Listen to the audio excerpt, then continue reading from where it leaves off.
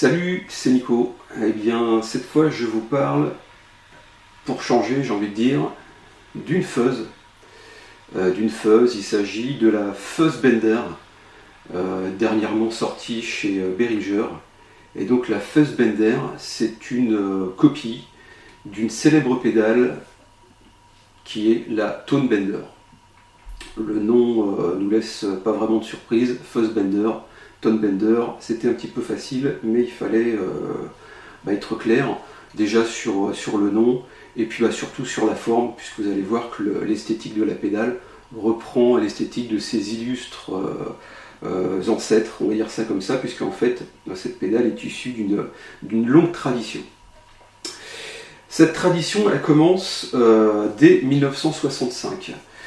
Il faut savoir qu'au début des années 60, il n'y a pas 50 façons d'obtenir un son différent à la guitare. En général, les guitares sont branchées dans un ampli, et puis c'est tout.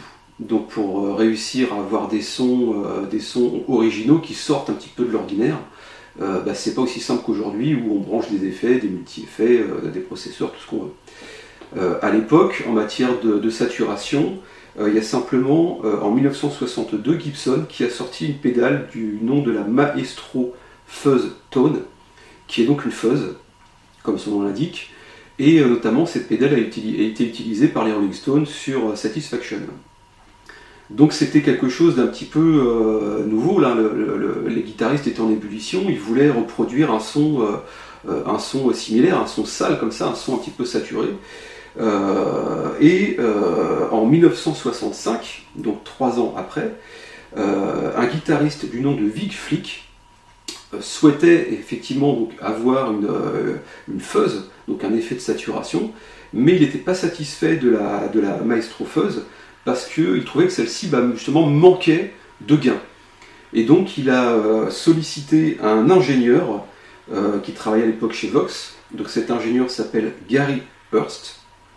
Et donc il lui a demandé de lui faire une fuzz, mais avec beaucoup plus de gain que ce que la Maestro pouvait produire.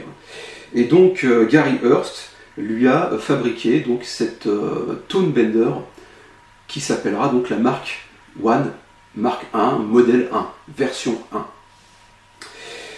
1. Donc au début, cette pédale était conçue dans des boîtiers en bois. Et puis rapidement, la construction est passée sur des boîtiers en acier.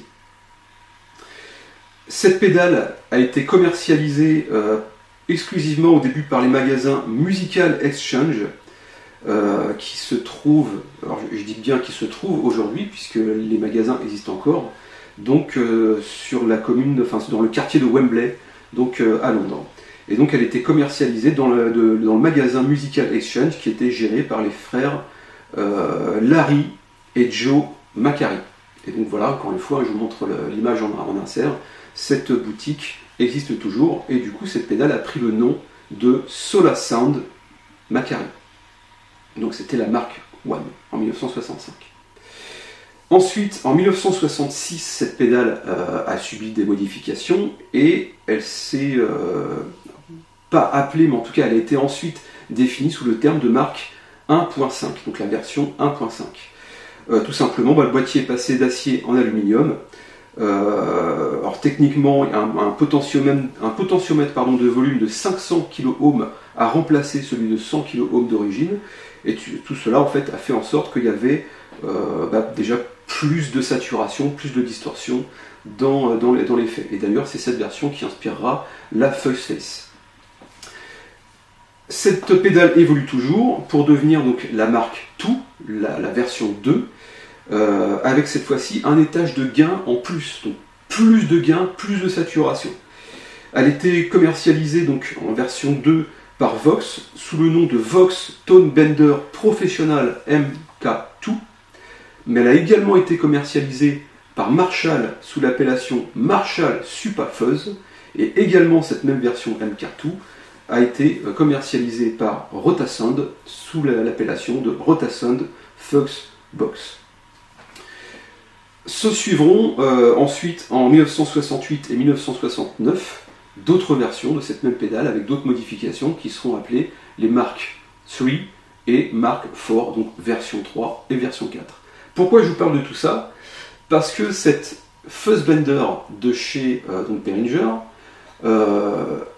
possède un switch au milieu sur lequel on voit Origin et au-dessus Mode.